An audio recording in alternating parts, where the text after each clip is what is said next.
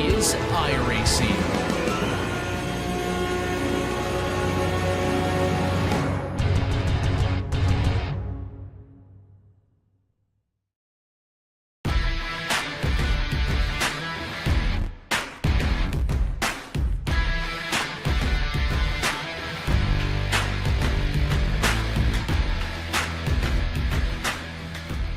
The conceived brainchild of Marion Robinson back in 1961. A brilliant series of races that continue for 4 straight days. Here with iRacing, it is your second super session of the iRacing Knoxville Nationals. It is effectively your last chance to go and score a huge victory here today from Knoxville in Iowa. Welcome to coverage here on iRacing. My name's Jake Sperry. Joe P will be alongside me for today's coverage. And Joe, the quest is very simple. For all of these drivers, they know in sim racing terms, in dirt oval terms, it's the granddaddy of them all. It is. That's what they call it in real life, and I'd say it fits here in the sim as well, because what's on the line is pride for these drivers. This is a lot of dirt oval drivers, and even some that are coming in and trying this that really just want to come away with the overall win. And it is going to be a real task having to get through this alphabet soup just to say that you came out on top. It's all about holding yourself with nerves, making sure that you put yourself right place, right time, right opportunity. And opportunity will knock here in your iRacing special events calendar. We now are on the right-hand side of the graphics board to say that the second half of the year is moving into fruition. And Joe, from where we've come through already, the likes of what we've just had in July with the Spa 24 and the Brickyard 400, the Knoxville Nationals starts off a couple of dirt rounds that come through with the likes of Crandon, which will be coming along later in August. And of course, back in December, you look at that Chili Bowl, and I think that's a brilliant way to end out the season. Yeah, it's a classic. It's a must here on iRacing. They've had that for a few years now. And yeah, I love the diversity that they bring to this special event calendar. And it's just continued to get better and better over the years. Now, for tonight's event, of course, we have the preliminary races, and there'll be 2 time slots per day. It's open to Oval D 4.0 and above on the license holder, so even I can participate if I want to. I haven't, unfortunately. But the drivers try to get points during the week, and then we get to the super sessions, which is what we're doing today. Yeah, and this is the last chance on the super sessions, and I think everybody is out in force in terms of how this field looks in terms of its iRating and its stackability as you go through. There will be drivers each and every position who are looking to prove exactly what they have got. But as we take a live look then around Knoxville, just in the midst of practice, these are where the best track conditions can be found. Drivers looking to understand what the circuit will do as we sit in sim time, just about 10 past 7 in the or in the evening at this point. Track temperature 72 degrees Fahrenheit here, so not really too much in temperature. I doubt this is going to drop very much. No, I mean, it will a little bit when the sun goes down, but honestly, you want it to be a little bit cooler because it will retain that moisture better. When the dirt is hot, that's when it dries out. That's when it gets super slippery out there, super fast. So, yeah, they'll be glad that this is an evening race. They certainly will do, and they'll keep themselves in mind. It is the number 10 that is out there and quickest of all. That's Jacob Harris, who is the best out there at the moment when it comes to practice times. A 14.569, saying that was the best work. Joseph Johnson in second, and Cody Bodie in what is third position on a 14.604. That is just a taste test of where we might expect pace to be. But let's talk about this track, Joe. It's half a mile of the greatest racing out there, which was built in 1878. For the first 30 years of its life, it was all about horses. Yeah, and a different type of horse is racing now. Horsepower instead. And despite it looking very flat, there is 7 degrees of banking, but there's not much to help you out there. Still expected to migrate to that high line later on.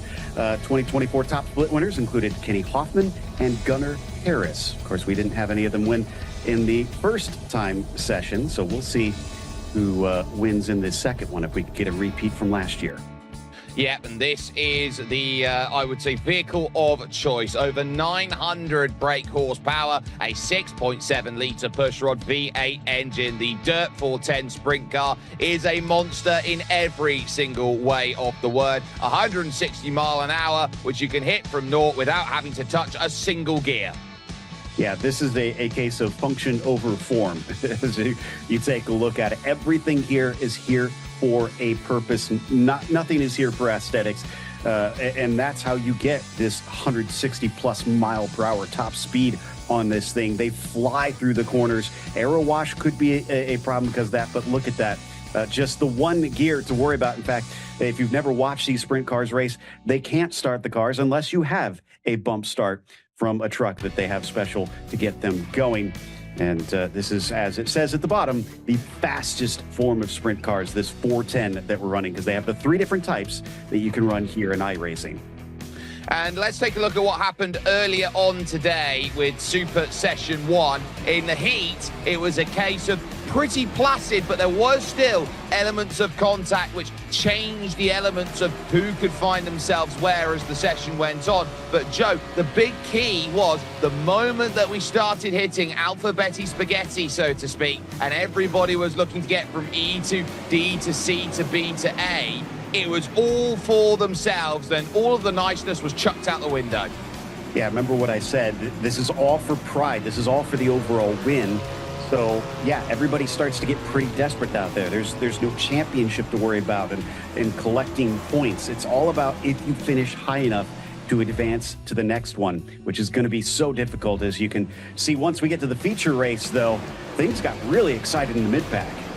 It very much did, and that was on the first lap. Tim Ryan and Sean Smith coming together, and Sean would be very, very unlucky, losing connection from the race lead about halfway through, which led to this brilliant battling that went on for about 7th place, which took pretty much the life of the party everywhere it went, Joe. Yeah, you can see 5 wide as they fanned out. This is a very wide track, so you can get away with that. But at the end, it was domination up at the front. Nobody could catch the 3. Nobody could, and it was Colton Brewer who would come to the line and say that he could win Super Session 1 of the granddaddy of them all. Super Session 2, right in front of the National Sprint Car Hall of Fame and Museum, is here. And if you want to start your iRacing career off, you can do so today by logging on to iRacing.com. New members can get themselves a discount on 3-month memberships, which will give them the perfect opportunity to experience all of the great racing that will be coming up over the next 3 months. Yeah, one of the things I always tell people is the great thing about iRacing is it expands your horizons in racing. I've gotten into so many more different types than I was before I was in iRacing. Now, as for tonight, here is the format that we've got. You can see there's going to be a lot of heats to try to set up who goes into which of the mains, so you need a good performance to start things off, Jake. Yep, and they are all going to be split evenly between the heats, the best they can. 10 or 9, depending on how many drivers are in this looking to try and go. But for the moment, it's 10 in heat number 1, and then they'll be battling with 10, 12, 14, 16, and then the big run through. Ethan Winter, fastest in qualifying, will get the pole then for heat number 1 with Jesse Dacus alongside from Canada. Ryan Avila will start in 3rd with Bradley Cox in 4th as Rylan Pearson and Parker Annis will be 5th and 6th. Stephen Hassett will have to go from 7th with Richie Gaines the 3rd there in 8th position. It then leads to Landon Graham Jr. in 9th place and Blake Burgess having to go from the back of this field. A 3/10 difference in qualifying between what was 1st and 10th in this split run that they will go through. But these are the nicest conditions they will have to deal with, Joe, out there on the circuit. A track that is pretty much as green as you can make it at this point. The moment they start driving in anger, this track is going to be a very, very different beast to deal with. Absolutely. Track evolution will be continuous throughout the night. They refreshed it one last time after into qualifying, I should say. And then it's carried over from that qualifying to what we have here for Heat 1. Everybody after that is going to come upon a track that is entirely different than the one they had before. That's the feature of dirt racing, where track evolution is extremely quick. And when you've got yourself the top 3 drivers advancing, you're looking at qualifying and saying, can I put myself inside the top 18 to qualify? That will give you the best chance of being in the right place to charge forward. And you look at Bradley Cox there, the number 1 on the car. He has got the pro stripe and over 9,000 dirt iRating out there. He is one of 3 drivers in this field who hold the World Championship license as they look to challenge, and surely someone that you should look at as a favorite. Certainly, I mean, it is fiercely competitive in the dirt side of iRacing's World Championships. So just to reach that, you have to be pretty darn good. And obviously everybody around them is going to have a target on their back, Jake, because everybody wants to say, I beat the black stripe. Absolutely. It is a mark of honor, a badge, so to speak, that everyone wants to hold. And so the nature of racing is going to be set by these drivers as we work on the back then of the iRacing pace truck here that works its way through and figures out how this race is going to set itself into motion. Through turn 4, the pace car will drop in. A long wait and hold because Ethan Winter wants a huge jump off of the start. And well played, 10 laps. It will go quicker than a whisper as we get ourselves underway. 4 into lines they go and 3 wide a little bit further back. Here comes the look though for Ryan Avila, already in trouble and hard into the wall. Oh, we got some help from behind, unfortunately, so that sent him outwards. That shows you the speeds these cars have. As soon as you get out of shape, there's no saving it. No, that was Bradley Cox who found himself with that drama. Parker Annis has been able to jump on through, though, into the transfer. So from 6th all the way up into 3rd position. Wonderful off of the start. Richie Gaines will be now in P5 and looking to try and work a way up into 4th position. But they're going to be bottom feeding to start things off here because that low line is the path of least resistance. And we take a look with Bradley Cox. Look at the damage that is there potentially to the front. Yeah, just a little bit of a bent front wing that will hurt him slightly, but I don't think too much with what we're seeing right now. He really needs to get a couple positions. It's the top 3 that automatically advance to the feature from here. Right now, Parker Annis is the one on the bubble. Yeah, Winter and Dacus are both clear. So Ethan Winter and Jesse Dacus will be happy with what they're doing. Parker Annis right now is still looking for an opportunity here to break away. And just behind that, there's been a change on the timing tower because Cox and Burgess now working here to try and find a way through. The likes of Ryland Pearson as well, bringing this into play. But for this transfer, already on lap 7, remember, it's going to be only green laps counting to this total. Look at Richie go. Gets right up to the wheel, tries to work it to the inside, overcooks it by a half, and that allows Annis back to the inside. He's going to regret that, I think. If you're going to make a slide job here, you really got to try and make it stick. Annis, though, has got that inside line, that shorter line, like you said, while the track is tacky. That's going to be so much faster. It's going to be traditional racing line, but watch, the groove will continue to move up throughout the evening.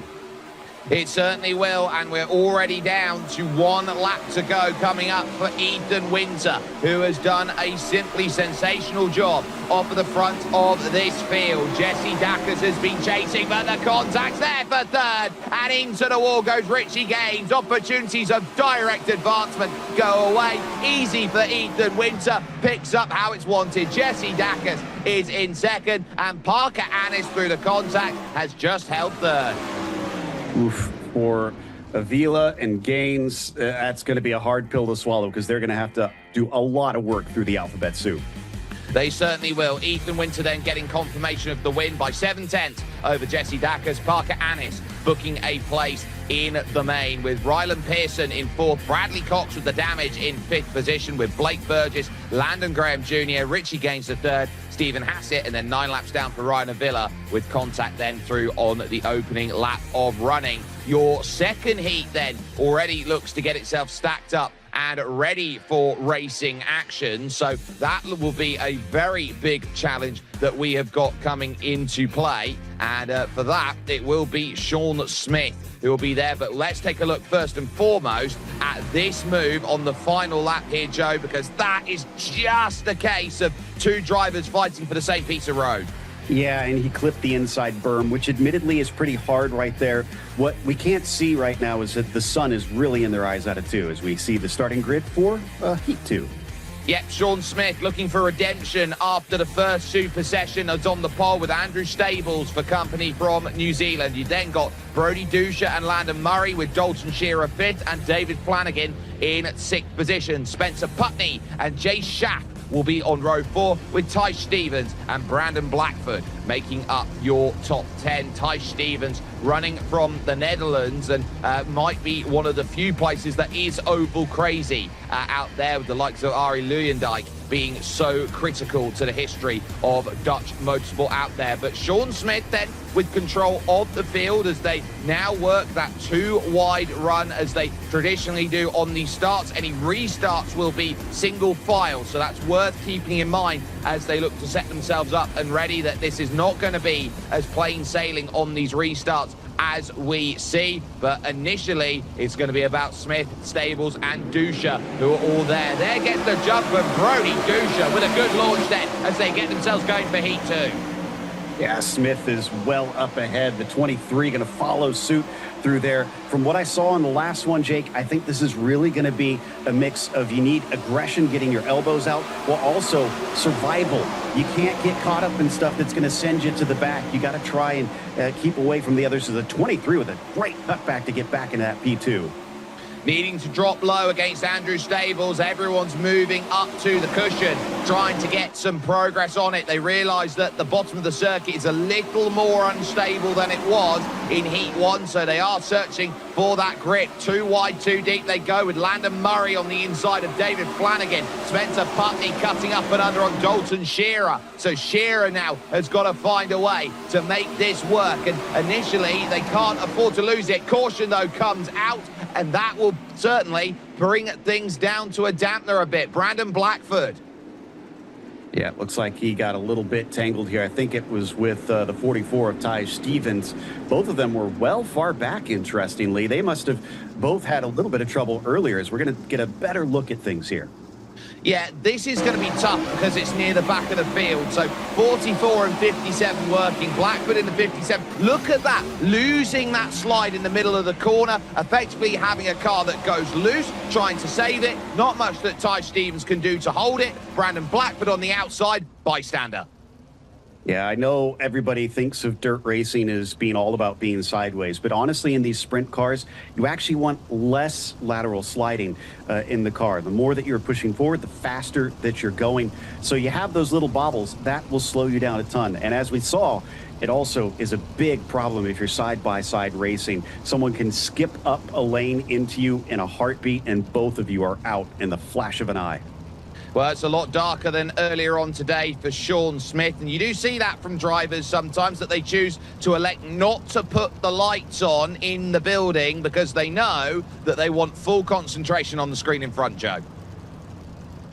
Absolutely, and not too surprised yet that we got drivers here, especially with kind of the strange sunlight that we've got, as it looks like we're going to get the one to go here shortly before we get going racing once again. I can't stress enough how difficult it is in the sim with the sun glaring out of turn 2 to try to hit your marks through there.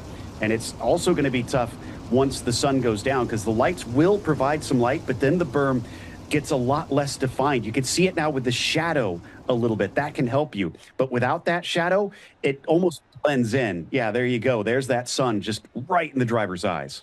It's one of the brilliant things about iRacing. Its new lighting updates that have come through this year have certainly transformed this race into a much more difficult prospect in through the heat racing. But it is Sean Smith with control, Dusha, Stables, and David Flanagan right now on the outside looking in. Back to running we go, 6 laps to figure out who's in and who's out of your A main, and it looks like a nice clean start through the front of the field. Flanagan dropping down low, trying to find a way by Andrew Stables and not getting enough there on the 42. You can see him going just a little bit underneath. The reason he's doing that is, even if it's not the ideal line as they make contact, is these cars put off quite an aero wake. That huge wing will affect the car behind. A bigger wing means different displacements of the air, and because of that displacement, it means that you struggle through the corners. Landon Murray underneath him, they're going side by side, is Spencer Putney, who's looking to make some progress. And even if you don't get into these transfer positions, Joe, the next big key is, well, it gives you a better position, difference between A mains, B mains, and C mains. That's what I was talking about earlier. You don't want to be sent all the way down to the bottom with a wreck.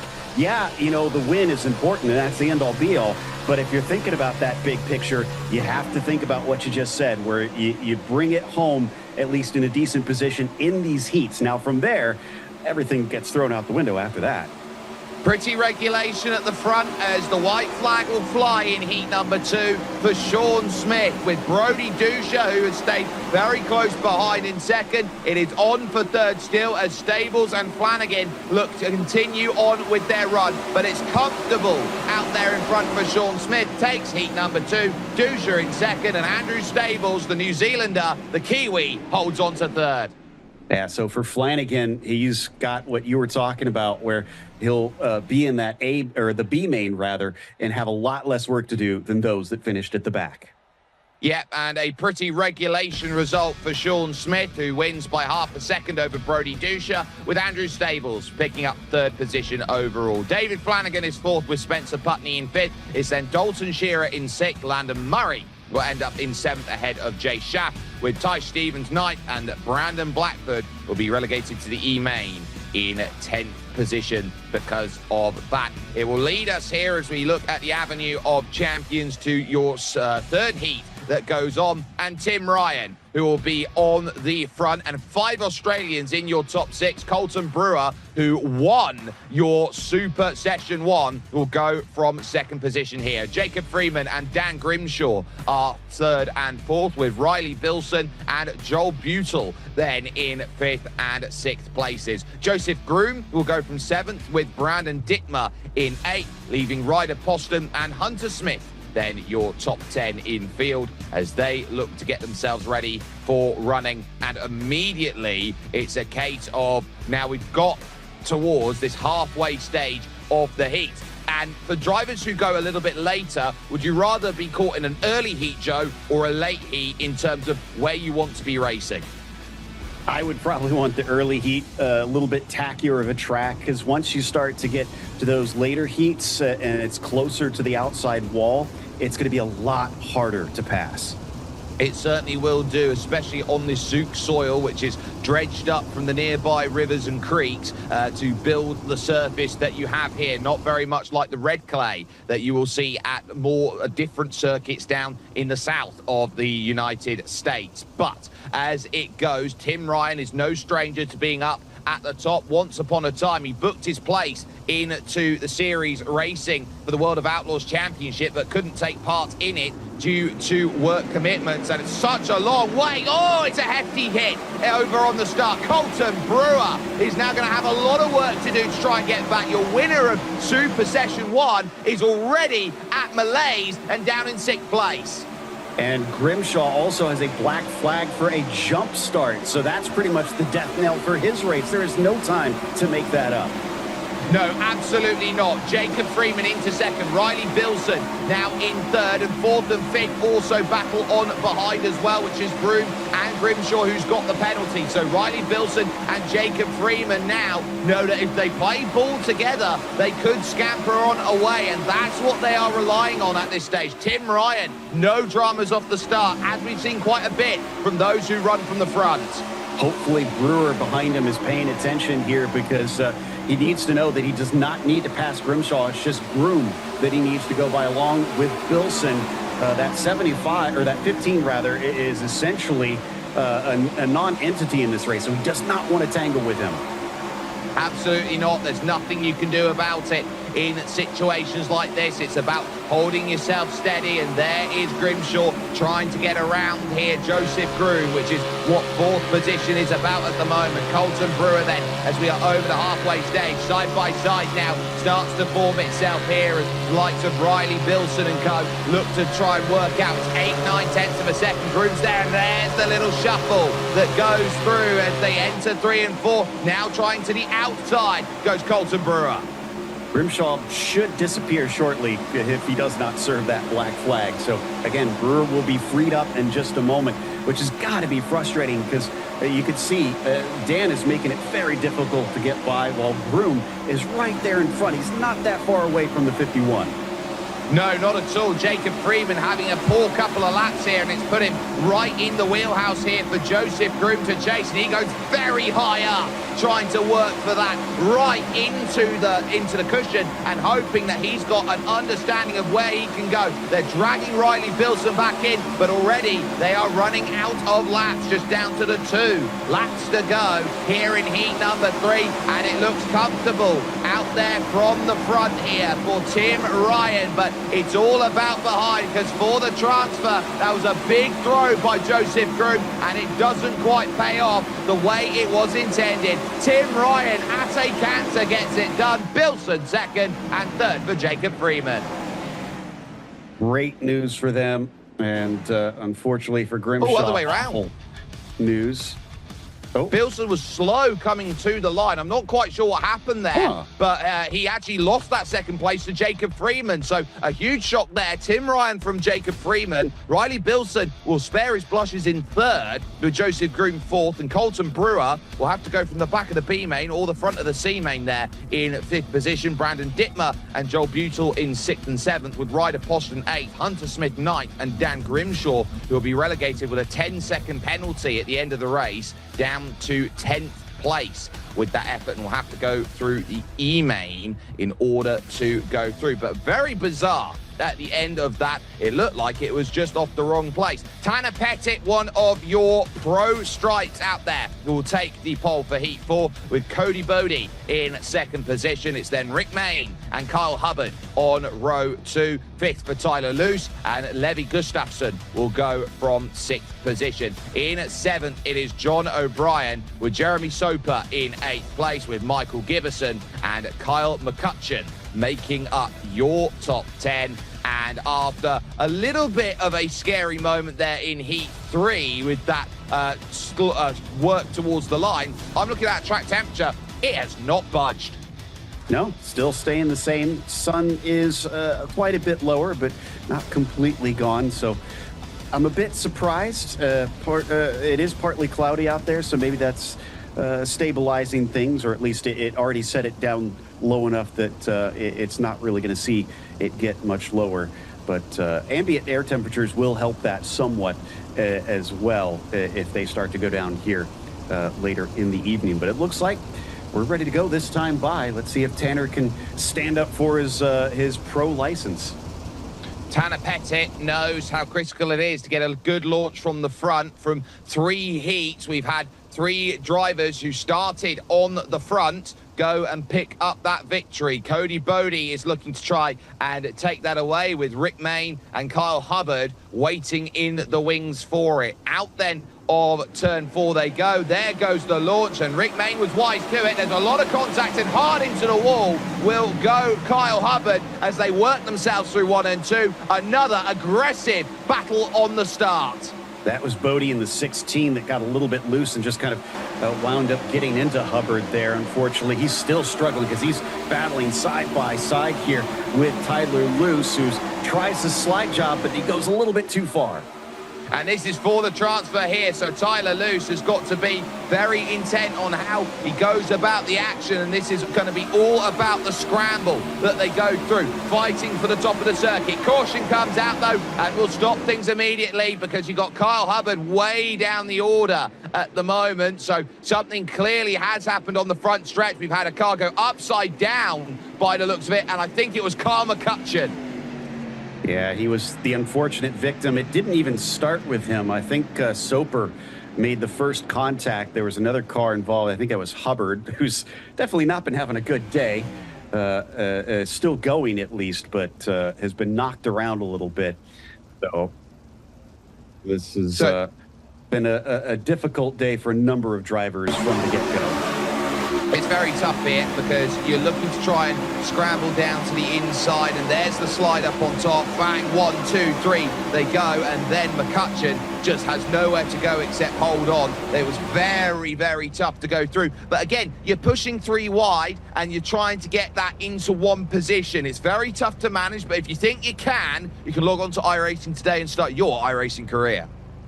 Exactly, and again, that's the cool thing about iRacing is if you're watching this and saying, I could do that, well, yeah, you literally can. You can hop out there, see if you are as fast as these drivers, and put your money where your mouth is. So we're on to Heat 4. At this stage, we're getting to the second half of these heat races. Again, if you're just joining us, this is going to be setting the positions for the mains. And if you finish low down in these heats, you're going to go down to the lower mains, such as the E and the D. If you finish higher, you're either to B or, ideally, the A main, the feature race.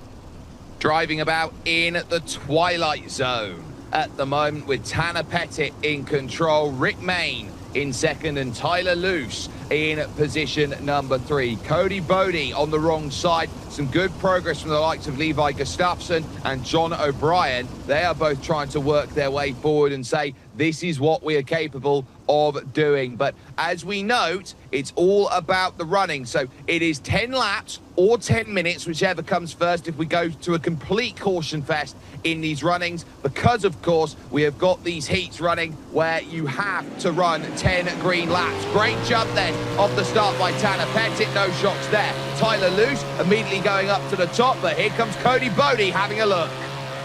Yeah, that third spot is going to be the most desirable spot each and every heat, so drivers are going to be fighting hard for it, but Bodie not quite there. We're on board with Soper, who was involved in that last incident, still trying to see if he can make ways up through the back. Sometimes you need a little bit of help with the drivers tangling with one another in front of you.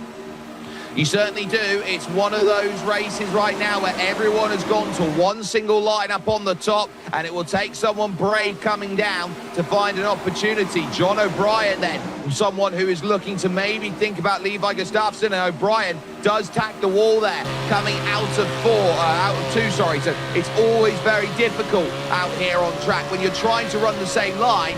Everybody is looking for where you've got a slight little advantage. Down low, searching off the exit, goes Cody Bodie now, and Tyler Luce under threat. And Cody started high, which is an interesting method. Instead of just trying to take the shortest line, he's trying to launch off the corner. If you can go by on the straight, that makes passes a little bit easier. So he's just trying to straight line the exit of the turn by entering high and exiting low. Any way they go is the key. Tanner Pettit hasn't been able to run away at the front. As you can see that, the battle for first with Rick Mayne on top. For the transfer, it's down on the bottom. And that is going to be a case of Cody Bodie now moving up to the top side. Tyler Luce is getting everything that's wanted now as we'll move on to the final lap as they will be kicking on forward shortly. This is where Pettit has been having a wonderful drive out there at the front. Rick Mayne has been close, but look at Cody go for the slide job. How's the drive off your exit? Luce will try and drag race for it and is just going to come up short. Wow. No, he's got it. Cody's through. The 16, that was a brilliant move right at the end. It's hard to get that done and actually make that stick to the finish line, but kudos to the 16.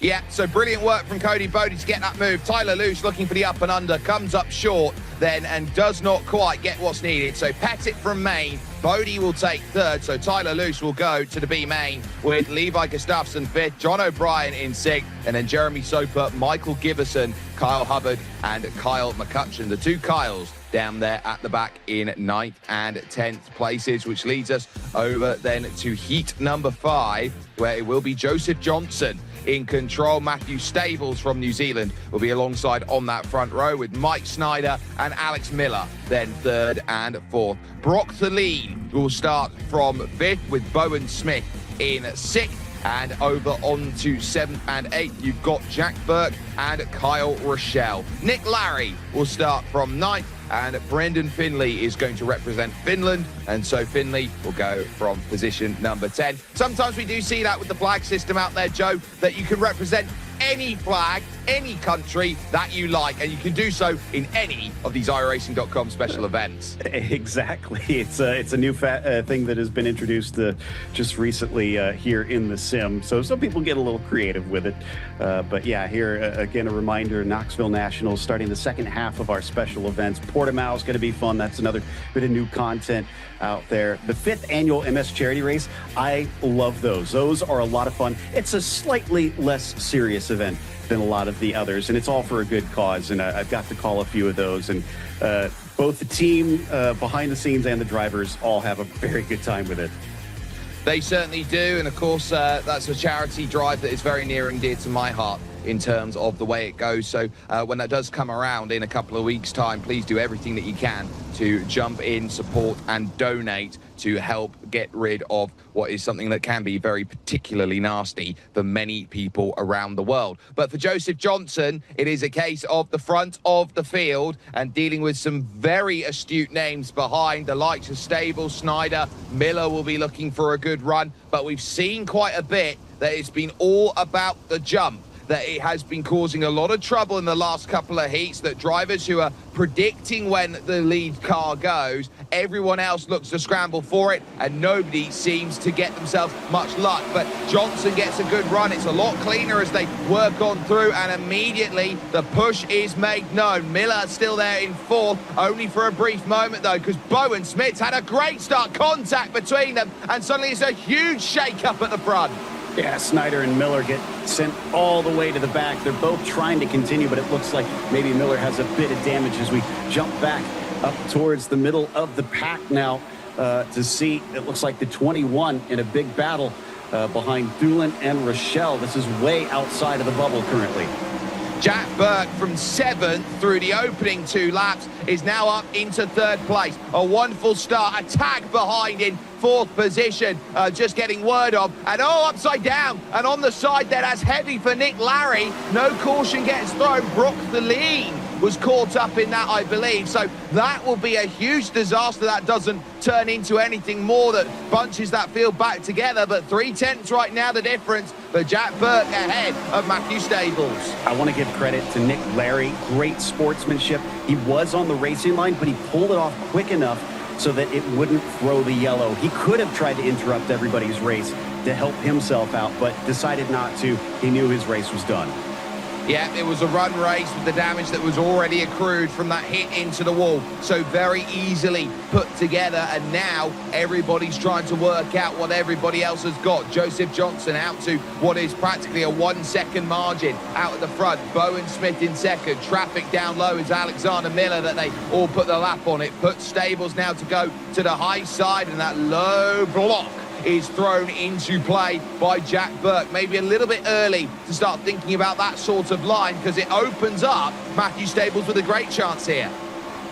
You can see it's all about getting that shot off the corner. So if anybody throws the slider, you just make sure and cut back, time it right, and you can get back by. But then it kind of creates a back and forth, because now suddenly you wind up on the low side and they do the same move back to you. But it makes for super exciting racing as we're already almost done with this one.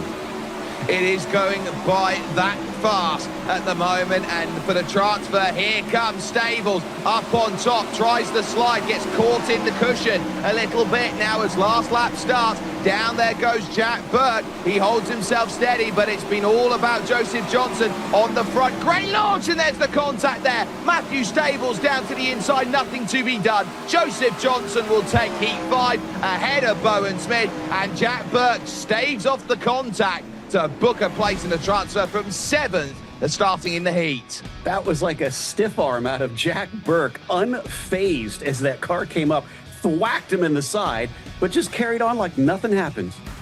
Yeah, it was very much a case of, I would say, a steel chest plate there, bouncing him off out of the way. Joseph Johnson takes it over Bowen Smith, with Jack Burke finishing off in 3rd position. Matthew Stables will take 4th ahead of Brendan Finley, as Kyle Rochelle and Brock Deline will be 6th and 7th. Then it was Alex Miller in 8th, with Nick Larry 9th, and Mike Schneider making up the 10 in this field. In Heat 6, we've only got the 9, 59 here with the way that they have split, and Jake Harris will be in control at the front with Matthew Gowans for company alongside. John Helms is there in 3rd with Chase Stewart. Nick Berry and Jonathan Dolly will be 5th and 6th with Logan Trimmer, Jonathan Van Poel and Aidan Sneed making up the 9 that get themselves in and ready. So those all sit and say that is where we are going to be charging about with Knoxville Raceway. And right now, the floodlights have just started to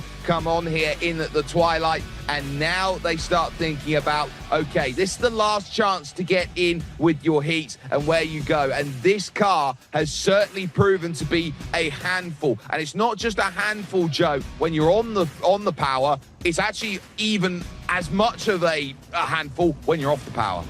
Yeah, exactly. I mean, look at how short the wheelbase are on these things. It turns on a dime, especially not just because of the power, but also because of the wings, too, just really pushing it into the ground. And that's why you're seeing this sort of slicked up line on the bottom. That shine that you're seeing on the track, that is rubber being put down. Now, on the pavement side, that's desirable. On the dirt side, you don't want that. It's super slick. It's slower down there. That's why everybody's migrating up to the top. You can see the berm being built up. That is where you're going to find the most grip, as you can lean on that softer cushion to give you more speed. And Joe, very quickly, that outside though, if you go too far, especially through 2, it is incredibly rutted out there. Yeah, and that's the problem. There's a thin line that you have to run. You don't want to get out into the rough stuff because that won't have grip. It's just kind of leaning on the edge of it. Jacob Harris with control of the field gets the launch against Matthew Gowans as we get then heat number 6 underway. John Helms with a great launch moves up into 2nd, sliding up to the top and saying it's not going to be easy there for you, Matthew. Running through into turns 3 and 4, and now it's up to the likes of those behind to hunt. Chase Stewart giving the chase. Yeah, some great moves there from Dolly. You can see in the black and pink machine trying to use that low line to good effect, but now he starts to lose out as the 4, still sitting in that transfer spot, actually has a pretty good cushion back to Chase Stewart right now. Yeah, and that cushion key, a little bit of trading back there, 5th and 6th. Logan Trimmer and Nick Berry having a few changes, but for the race lead, it's number 13, John Helms, who goes down low against Jacob Harris. We take a look from back in the pack with Jonathan Dolly, seeing just how much work he has to do. Look at the rig shape. Yeah, I was going to say, it's given us maybe a bit of a feel of what dirt racing would feel like. He'll feel completely steady. So thankfully that is just his camera that's shaking around. Drivers definitely taking a variety of lines. You have to do that. You have to experiment in dirt racing to try and do what others are not. Remember, there is reason to fight here for the front 3 because it's the difference of 6 places. When you get yourself put in, big throw up from Matthew Gowans, and then on the inside trying to sneak it back is Jacob Harris, back down to the low side, trying to get into the middle, and there is another search. And if you get stuck in the middle in the second half of this race, you know that Nick Berry's going to be trying to search, and so too Logan Trimmer. Yeah, you got to be so careful if you're going in Harris here, because Barry will watch them racing and try to kind of pick them off when they're not looking, when they're focused on one another. Look at how close, actually, he's getting up to that 10 car. In fact, he's going to be able to actually get underneath, but he's not going to have the grip.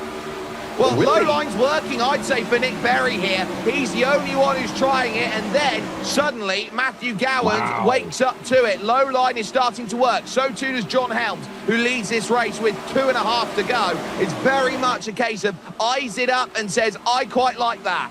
Remember what I said, if it's monkey see, monkey do, then you're always going to be behind. You have to experiment and try the lines that others aren't trying to see if you can find a bit of grip that nobody else knew was there. I mean, awesome job by the 3. Yeah, and so Nick Berry, who's worked himself from 5th position, is going to give himself that shot here on the final lap. John Helms, 2 corners away, and behind, it's a big gap that's going through. They're dicing for 4th between Harris and Co, but there's contact. Oh, they take each other out of the chance to transfer. Oh, my goodness me. Berry, and I would say as well, Matthew Gowans will look at each other a little bit red-faced.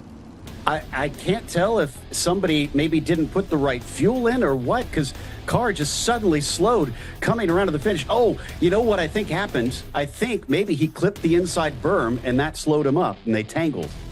I think it's a bit of A and a bit of B. Matthew Gowans was really slowing heading towards the line. John Helms will take it over the likes there, of course, of those in Heat 2 there. It was second for Logan Trimmer. Jacob Harris will also jump through with Chase Stewart, Nick Berry, Jonathan Dolly, and then Aiden Sneed and Matthew Gowans. Jonathan Van Poel, a non-starter. So your E-main immediately comes into view with Alex Miller and Matthew Gowans on the front row. Stephen Hassett will have Ty Stevens there with Hunter Smith and Kyle Hubbard on row number 3. On row 4, Nick Larry and Jonathan Van Poel, if he does indeed choose to start, will be going there from the outside of row 4, as Ryan Avila and Brandon Blackford will have row 5. Dan Grimshaw with it all to do as well, along with Kyle McCutcheon. So I'd look at Dan Grimshaw here, as well as Mike Snyder on the back here. I look at someone right now like Dan Grimshaw, who should not be in this position, Joe,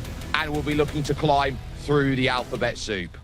Yeah, he's got it all to do, and it's going to be difficult, but it's possible. Starting to cool down just a little bit, 1 degree Fahrenheit cooler out on the track. Now, one thing that I do want to address is our viewers that have been seeing the Australian flags as we take a look at. Now we're into the E-main. Top 4 drivers will advance to the D-main on this one. All those Australian flags is because there is quite an Australian contingent of dirt racers. They have a big scene down there. But in real life, Jake, a lot of them race in the Knoxville Nationals because this is during their winter. So the Antipodeans come on up to the northern hemisphere and try to see if they can take a crown. Yeah, and so you get this this alliance, so to speak, of the Aussies come over and say, can we take the Knoxville Nationals away and say that it is going to be ours? It's always a very, very interesting part of racing at the Nationals, but for those drivers from Australia and New Zealand, it's going to be a case of, can we manage to get through? Now, the E-main, exactly the same distance as what your heats have been. You add 3 extra cars to the mix and say, how aggressive can you be? You've got 1 extra transfer position as well. Top 4 go to the back of the D-main. And then they got to do it all over again. This is what we mean by the alphabet soup, and it gets murky out there.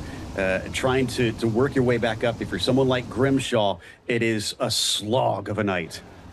It very much is. Alexander Miller then has control and does get the launch and gets the launch very well. 3 flag drops and 10 laps. Let's start your mains off with the E-main. Matthew Gowans going down low and looking for drive, and 3 wide for 3rd, 4th and 5th it was as they worked themselves out of 2. Ty Stevens, Kyle Hubbard now losing that drive off of the exit. He's working hard here with Stephen Hassett. Seemed like that they held that one a little bit longer on the start this time, and that's caused a big gap up at the front. Top 2 have absolutely dashed away. Goins and Miller have themselves a big safety net, although the 26 there, the 48 rather, or 49 was up into the wall. We got another car in the wall there. Yeah, a huge hit for Ryan Avila, who goes into the wall. We stay green here at Knoxville, and so this becomes another case of can you avoid all of the dramas there. Hassett 3 wide round the outside of Hunter Smith and Dan Grimshaw, trying to slowly work a way through. But right now, if you're outside of the top 4, that's it. Your night's done. Hubbard and Larry having that scrap at the moment behind Ty Stevens, and Hubbard is all over the place. Into the wall goes Ty Stevens, and right now it's a case of, oh, Nelly, hold on. And we got to talk about McCutcheon. He is up multiple positions from 11th, close to the bubble, getting ever closer. In fact, now I think he is through. He is up to the transfer spots. Yeah, doing a brilliant job. Now up into 3rd position is McCutcheon. Alexander Miller is there in 2nd. McCutcheon now to 3rd. Hubbard in 4th, fighting Nick Larry for that last place to go through. And now they'll work bottom line versus top. But at the moment, top line takes it, coming there through 4. Brilliantly done in terms of that pass. Nick Larry is really working hard here, trying to make this line go. And Kyle Hubbard's not got anything down on the bottom. No, he doesn't. He needs to give this one up. It is clearly slow. Finally, he drifts up to the top side. I mean, it was a nice effort, but I think that one really hurt him. He was in the transfer positions. Now he's out, and he's got 2 laps to try and make it up. Well, there is a lack of time to go and make it happen. He needs maybe Nick Larry to get greedy against Kyle McCutcheon for 1 position more out there. It's a very tall order to have, but it's been clean at the front from Gowans. A little look down to the bottom then from Larry as we start the final lap's worth of running. A huge throw gets put up and almost into the wall there. And Nick Larry now is going to be vulnerable here on this final lap, as here comes the charge. Kyle Hubbard trying to work through 1 and 2, and now looking for any angle at 3 and 4. It's easy for Matthew Gowans, a comfortable booking place that goes through, and a drive off the exit. McCutcheon will hold on to 3rd with Miller 2nd, and Nick Larry moves to the D main. Ooh, that was tight, because Hubbard was getting ever closer to them the more they fought. They almost opened themselves up to one of them being sniped in the end. It could have so easily been that case. Matthew Gowans getting the result ahead of Alex Miller, with Kyle McCutcheon in 3rd and Nick Larry in 4th. Kyle Hubbard and Dan Grimshaw are 5th and 6th, with Mike Snyder 7th and Hunter Smith in 8th place. Stephen Hassett and Brandon Blackford will make up your top 10, with Ty Stevens, Ryan Avila and Jonathan Van Poel being a non-starter in the E main. So keep ratcheting up an extra couple laps, give yourself more time to go through the process, and put yourself in with the D main, where Landon Murray is in control, with Joel Butel alongside on the front row. Jeremy Soper and Brock Thulin will be on row 2, with the likes there of Sneed and Gaines 5th and 6th. Jay Schaff and Ryder Poston 7th and 8th, with Michael Gibbison 9th, and then at the 4 on the back, Gowans, Miller, McCutcheon, and then at the very back, Nick Larry here in your D main, looking for progress. How good is it, Joe, if you go through the likes of the E main and start building momentum? It does help you some, but again, you get put to the back, so you literally have to do the same thing again and again and again. McCutcheon now starting 1 position farther back than he did, and look, he's got 12 laps, so he's got a little bit more to do it, but I mean, it's going to be a tough night. Clearly, he's got the speed. I think Kyle's going to be one to watch out for if he can survive this.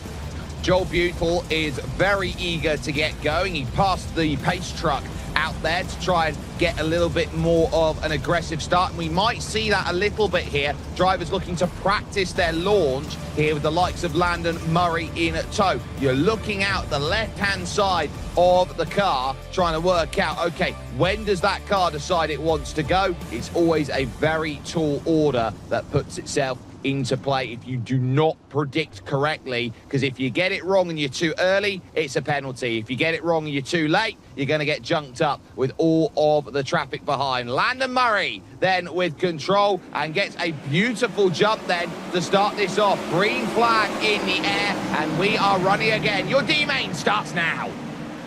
3 wide coming through, almost 4 wide up there. High line moving, but then they get balked there by Soper, who is trying to hold on to this transfer position. A lot of cars getting sideways. It's getting slick out there. Brock Verleen just about runs through, but it's going to be followed down low. Jay Schaff Brooks looks to try and prise open the position and manages to. What a brilliant move by Jace, but it will immediately be undone by the top side. Richie Gaines making gains, and Jeremy Soper has nothing to do but hold himself in station. It's top two clear, but look at it. It's a free-for-all right now for third on back. Oh, it's going to get a little chaotic here without a doubt. Drivers trying a billion different lines, and this is all for those last transfer spots. Got to be careful getting up high. I'm starting to see more and more drivers glance the exit wall out of 2 and 4. Yeah, and every time you do, it puts a little notch in the car. You don't want to continue to make damage because it will impact the steering eventually. And there's the tangle. Soper goes around right on the front. Huge wreck continues along the front as the caution comes out. Schaff and Sneed caught up together. Brock the lean as well. Damaged beyond belief. So there goes their hopes of carrying on from here. Unless we get some sort of massive accident, there's no way that they can get back out there and try to transfer through. But yeah, perfect example of what I was talking about. Cars drifting up to the outside. The less grip, the harder it is to stay out of one another. As we're going to get one more look at things here. And this just kind of kicked off when the two of them just kind of drifted out up high and actually didn't touch the wall, but each other instead. Yeah, the 45, I think, is going to be on the top side, it looks like, is Soper down beneath him. Oh, he did touch the wall. Okay, so that sent him back down. I take it back. And just clipping that wall, you could see he lost control of the car, bouncing around. And unfortunately, Jeremy just in the wrong place at the wrong time. Yep, so Jeremy Soper won't be best pleased because that will drop him way down the order. So let's get a little bit of an understanding of where everyone is. Landon Murray has control and Joel Butel is in second, but it's then Richie Gaines in third. And look at that for transfer. Matthew Gowans into fourth. He's running the gauntlet, and you can do so next year if you jump on to iRacing.com today or any other great racing that comes along. There's over 130 series that run each and every single week, Joe.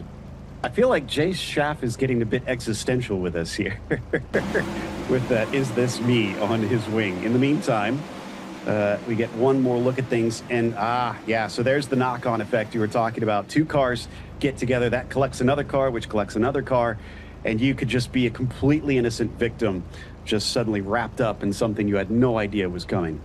You have to immediately find a way to slow it down because these cars can hit some very, very high miles an hour when they go around here at full bore. But the moment you got to try and make a sudden turn over to the left with a car that has aerodynamics that do not want you to move, it is some of the toughest that you go and find. Pace truck back in, and we'll get back going to lap 6 of 12. Landon Murray with control, and the green flag back underway. Immediately, it's going to be down low goes Matthew Gowans, trying to give himself as much drive as possible. Front floor away. Richie Gaines up on top. Look at Gowans go. Murray gets caught in the berm, and suddenly it's all change up at the front. Yeah, bottom line does not seem to be the way to go. And I tell you what, that inside car just caught the berm a little bit. Murray, I think, clipping that, unfortunately, is all the way back to fourth. Now, look at them swap around, and we're going to have more cars coming together. We're not going to get away with it as Gaines gets run into. That's a hefty hit. The caution comes out for Richie Gaines, and that was a huge scramble about, pushing almost 3 wide as they hit the exit. It was Gowans who was able to escape away, but Joel Butel then with the contact, and Richie Gaines ends up going for a roller coaster ride. It's one of these cars that you sit around and go, thank goodness it's sim racing, because if you think about how aggressive you go with the high speeds, just imagine the stopping speeds and the G-forces. And our former leader, Murray, was unfortunately one who didn't get away from that either. Just wound up with a little bit of secondary contact. He is stuck in pit lane. And yeah, this is the reason why you want to transfer automatically to that feature. Even if you get to one of these mains, you can wind up collected.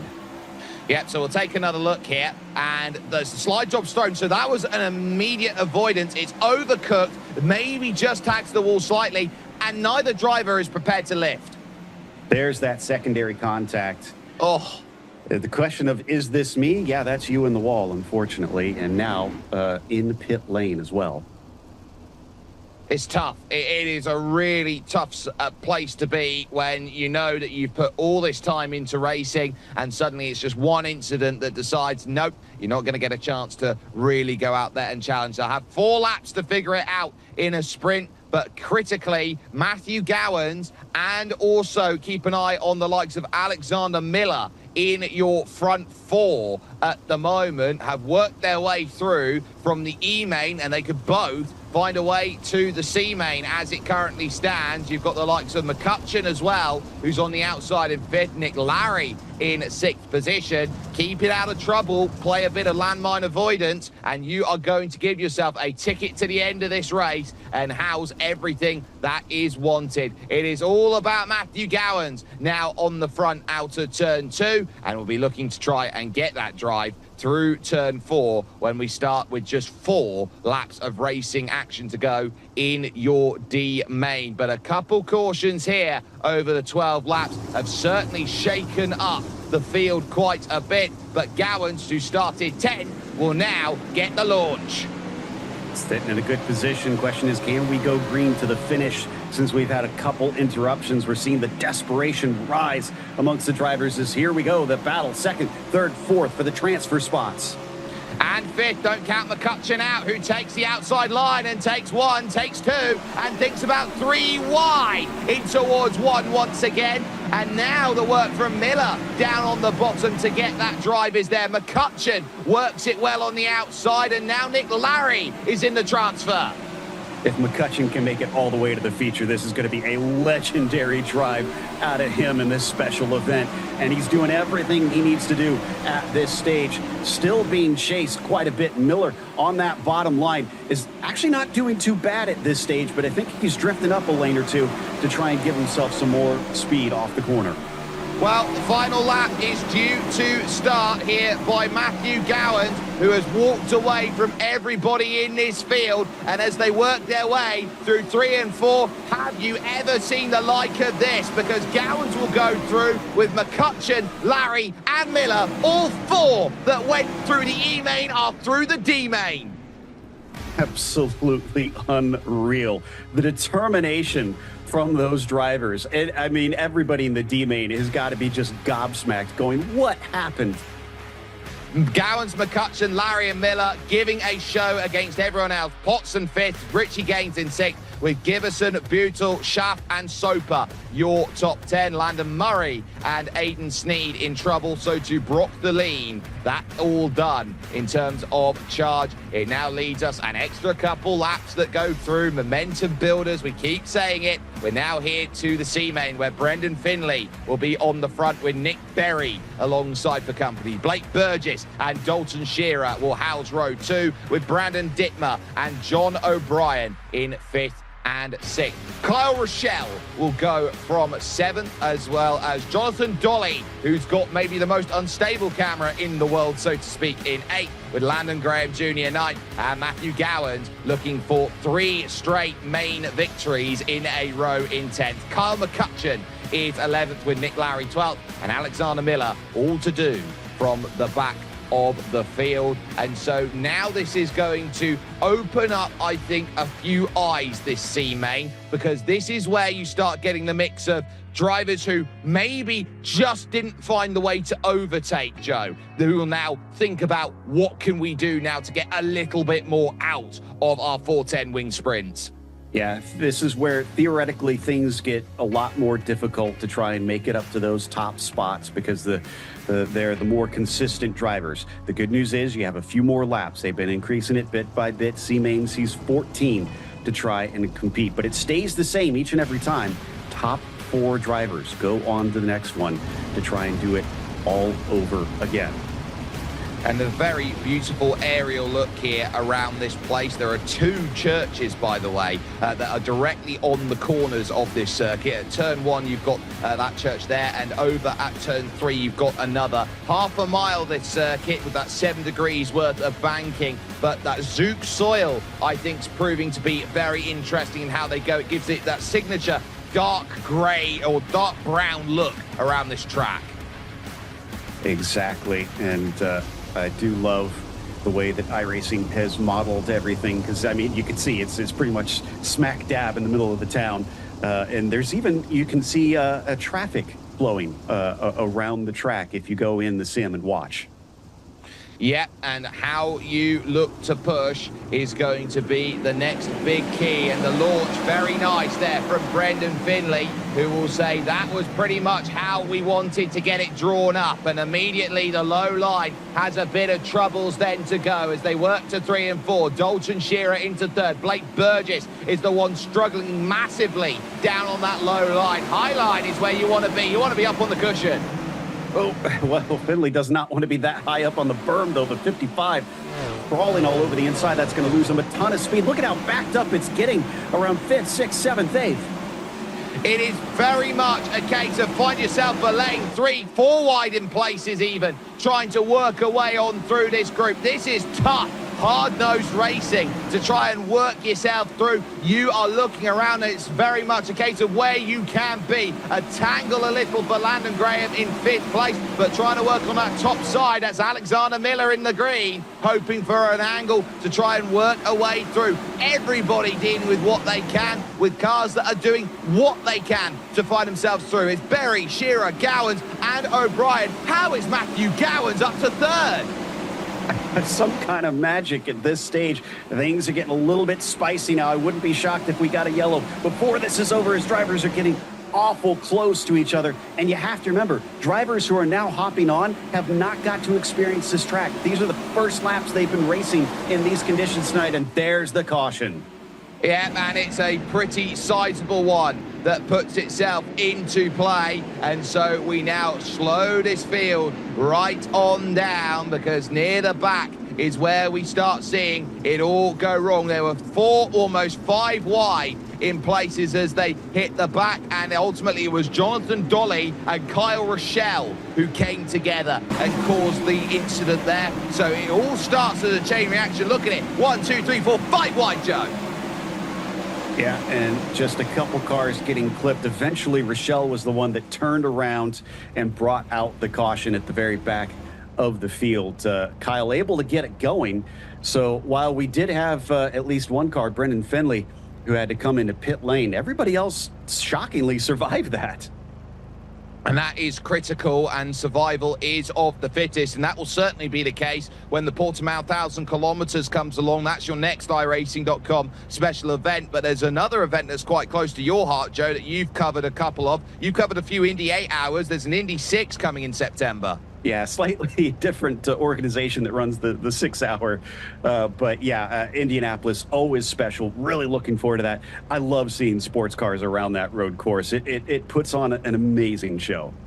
It really does, and there is always a little special place in the heart of many racers out there for 16th Street and Georgetown Road, the Indianapolis Motor Speedway. But here at Knoxville, here in Knoxville, Iowa, Jonathan Dolly with a lot of work to do from the back. 11th place is going to need the seas to part for him to start walking on through and saying, I'm top 4. For the moment, Nick Berry happy, Dalton Shearer will be quite happy, Matthew Gowans will be deliriously happy with the way that the racing is going through main to main to main, and John O'Brien currently holding that final position. Landon Graham on the outside looking in, a gain of 4 so far though in racing action, so a lot more to try and navigate through. Who is going to stand up and say, I am going to be counted here, because you still got over half the race to go, and so 8 laps to figure out what you can do. All the way up to the top, can't force any overtaking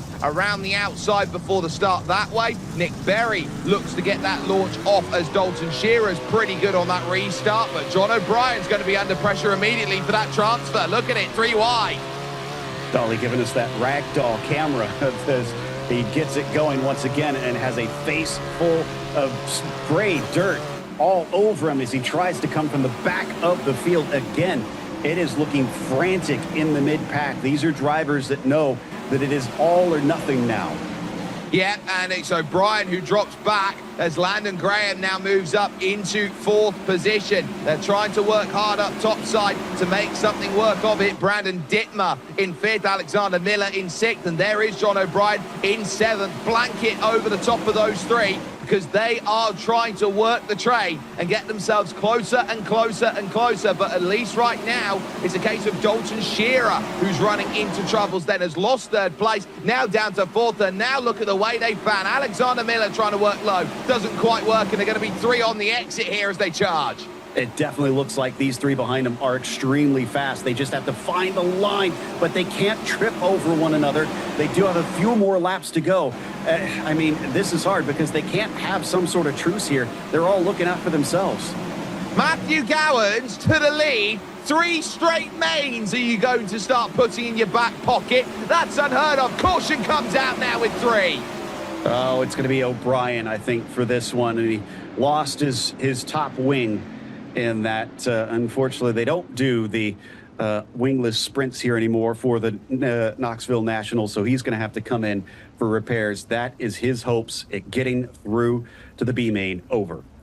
Alexander Miller was immediately on the radio apologizing, saying this one is on me, and here's the reason why. So he gets that drive through, and as they are fighting for the real estate there, he just doesn't turn in for the corner. He decides, I'm going to not leave that much space, and effectively at that point, it's you've got to turn in at some point if you're John O'Brien. If you're going any further along over to that right-hand side, you've got to do the Hudson Hornet move, the Lightning McQueen move over the top to flip over to make sure you're still on track. And, I mean, the short wheelbase is not only an issue on making the cars twitchy, it makes them flip super easily. They're notorious for that. Some very spectacular crashes can happen in these cars. And that's why you see these gigantic walls on the outsides of the corners trying to contain these cars so they don't go flying out into the neighborhood.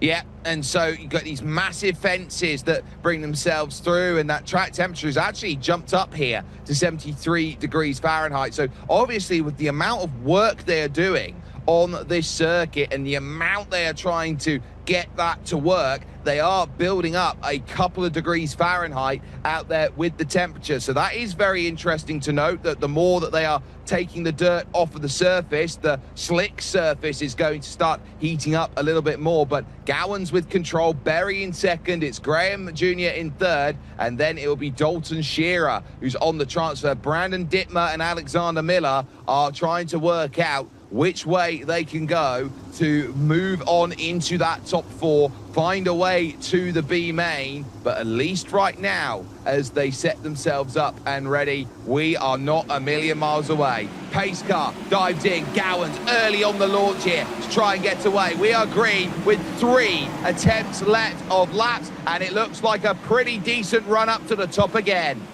Those top 4 are a lot more single file than before. Instead, they're battling behind them for the spots that aren't going to matter in just a few moments' time. They're slowing each other up. That is brilliant news for the top 4.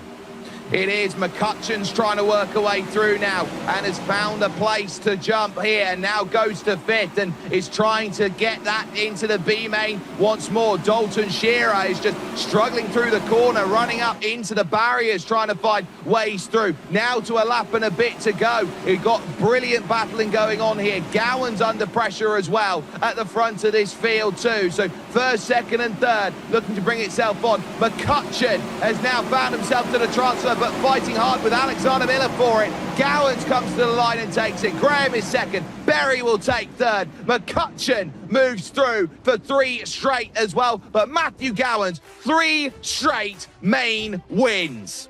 Ooh, that was by the skin of his teeth for the 46 this time. Kyle even had contact on the last lap and still snuck through.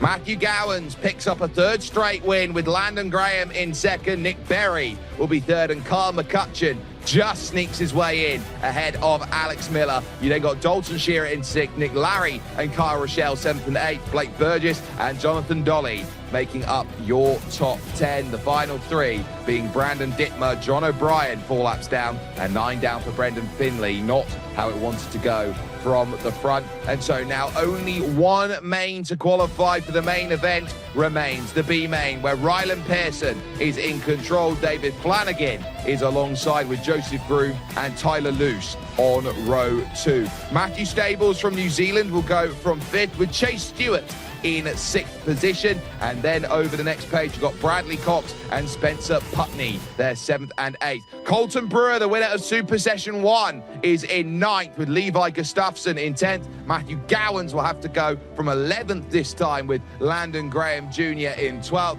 leaving Nick Berry and Carl McCutcheon at the back 13th and 14th. One extra position to gain for Matthew Gowans, but a number of key drivers here who could make big progress. Chase Stewart and Bradley Cox, both pro stripes, out there wanting to book their place. And then you've got Colton Brewer, who's definitely looking for a recovery. Exactly. So, like we said, this is where things get super tense out there.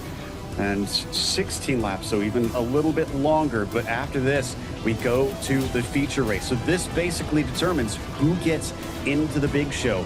22 drivers will get to race in that one, but only 4 from this race will show their faces again tonight. Only 4 will have an opportunity to say, this is what we are capable of doing, to go on to the final 4 positions and make up a 22-car field for 35 laps of running. They've got 16 laps to prove that they belong, and there are a few who have done the hardest road traveled. Ryland Pearson with an almighty jump here. Joseph Groom throws one in deep, trying to make it work. Flanagan is there, and 3 wide all throughout as they look to try and make some moves all over the circuit, trying to work that through. Stables holding on to 4th, but here goes Stewart and Flanagan. Immediately it has kicked up to 11 here. We're 4 wide through the corners and drivers are bouncing off of one another. I can't believe we haven't seen a yellow already at this stage, or did I speak too soon? We got some spinning at the back, but the middle of the pack continues on.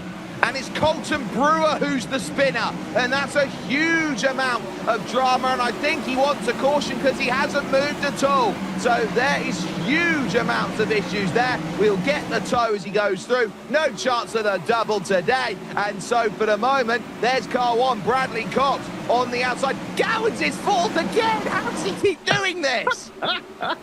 I mean, just a master at dealing with traffic. That is its own skill. You can be quick on your own out in dirt racing, but if you want to be a competitor, you have to be comfortable racing close.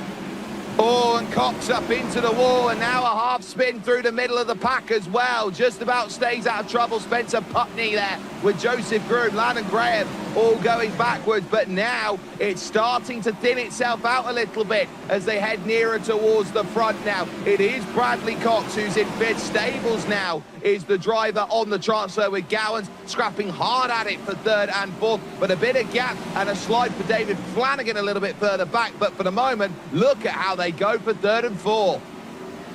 Again, they don't want to squabble too much here, because the more they slow each other up, the more they're going to have Bradley Cox starting to approach on the rear bumper. There we are on board with Bradley, seeing them get bigger and bigger in the windscreen. Yeah, you can certainly get the sense that he wants as much drive as possible. He's got checkered flag bedding on at the moment, and he knows that he wants P1 from it, and now makes the slide to get by Matthew Stables, who looks to drive aggressively off of the exit, and now is going to have to work his own version or stay down low, which might certainly work as well. Chase Stewart also in the same boat, deciding low works. Halfway through, if Bradley does not manage to defend on this 4th place, then he's going to be visiting that checkered flag bed a little bit early tonight as we switch to the number 1 of Bradley, riding the high line right now. That does seem to be slightly quicker for most drivers at this stage. Ryland Pearson under no threat at the front. 0.8 of a second is the gap, but right now it's Gowans and Cox, and you look around at Chase Stewart, who's under a little bit of pressure too as they go through. Stables finding himself now with a 6/10 gap. Right now, a 2nd, 3rd and 4th are there, and Carl McCutcheon is trying to work himself up there too. Stables here from 5th. You can see how bumpy it is on the outside. Exactly. I was just going to say that, and that's what makes it so difficult. That's why we still have drivers trying that low line. It looks like it is dangerous being up towards the top, because that can pitch you into the outside wall in a heartbeat. It can, and so can a tiny tap off the back there if you're not too careful then. So that was McCutcheon, again, getting himself a little bit too close for comfort. Now Nick Berry brings himself into play in this, in 6th position. So it's all about finding the groove, and as quickly as it started, we're down now to looking at maybe 3 laps to go now to the end, and 5th, 6th and 7th have to work out what they want if they want to catch up to 2nd, 3rd and 4th. Certainly seems like some drivers struggling with that bumpy line and continuing to try to hug the bottom, but just not finding the speed down low. So it is being caught between a rock and a hard place for those drivers.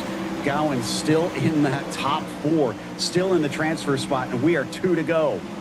We call it the longest night in America at this stage. If he can manage to go through 5 consecutive mains. He's got 3 main victories, and now he's on the transfer here. But Nick Berry wants to spoil the day. For the lead, it's on as well, because Ryland Pearson is under threat now from Chase Stewart, from Bradley Cox. Final lap starts, and the race on for the lead, and the transfer that goes 3 wide as well. So now everything to play for. A drag race it will be. Pearson, Stewart, Cox, and I think Gowans is going to get that one as well. Does by about half a 10.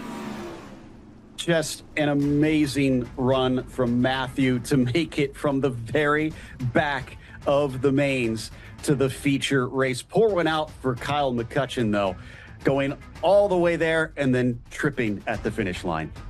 Yeah, only 7th there. Ryland Pearson able to hold over Chase Stewart. Bradley Cox takes 3rd and books a place. Matthew Gowans, the last ticket to the dance from the E-main through D, C and B, and says, I am an A-class driver. Then you got Nick Berry in 5th place. Matthew Stables 6th with Carl McCutcheon 7th. Tyler Luce will be 8th with Spencer Putney in 9th. And David Flanagan would round out the top 10. Last finisher would be Joseph Groom with Landon Graham, Levi Gustafsson and Colton Brewer, critically not able to get repeat work sorted on what happened earlier on today. So that sorts everything out. We now are thinking about that A main, which will be in about 4 minutes time here, ladies and gentlemen. And at the moment, the granddaddy of them all is proving that it's got some wonderful storylines, Joe.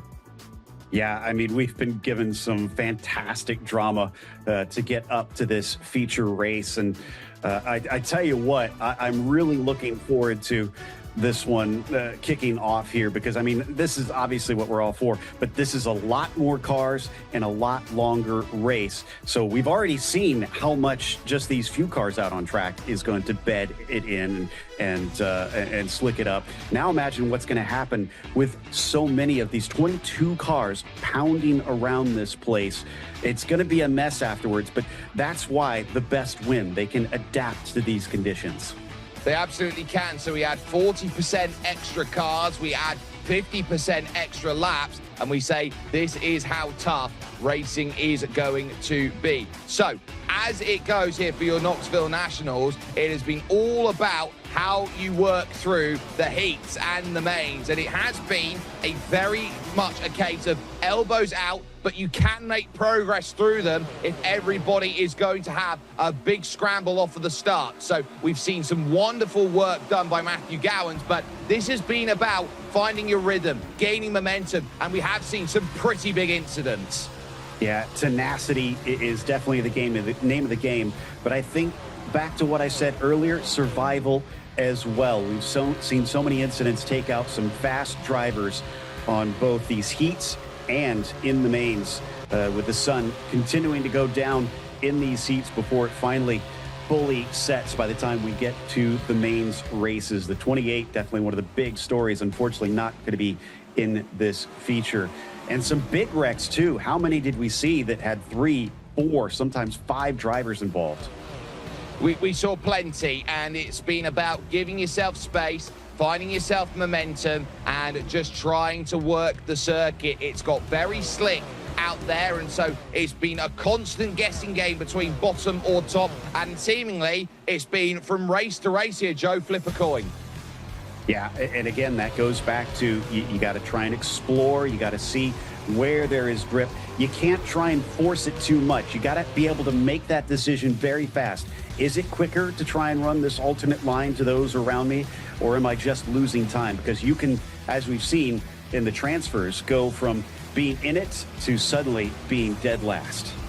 That's how quickly you can get there, and that was some of the issues that the drivers found. But it's been a case of, can you work through a group? Can you manage? Look, 3, 4, 5 wide. It has been in places. A few tags there. The likes then we saw with Jonathan Dolly there, and also Rochelle getting caught up. But it has been about work. Can you find work? And you do have to dig in deep on a circuit that doesn't always give you ideal.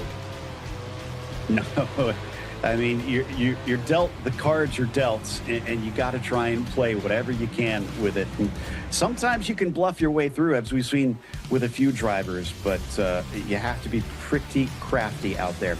But now things change because it's a much longer race. And as we said, everybody's looking to try and take the win. But we got another race where winning isn't always the important thing coming up.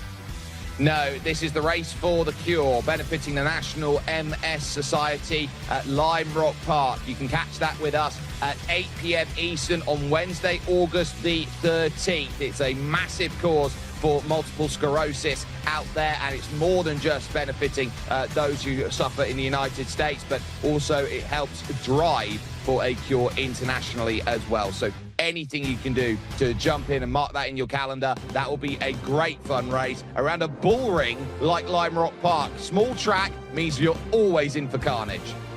I love when they do those sorts of things where they kind of mix it up and keep the chaos flowing for us, without a doubt. And I'm sure they will at a track like Lime Rock Park, as it looks like, I think our warm-up is just wrapping.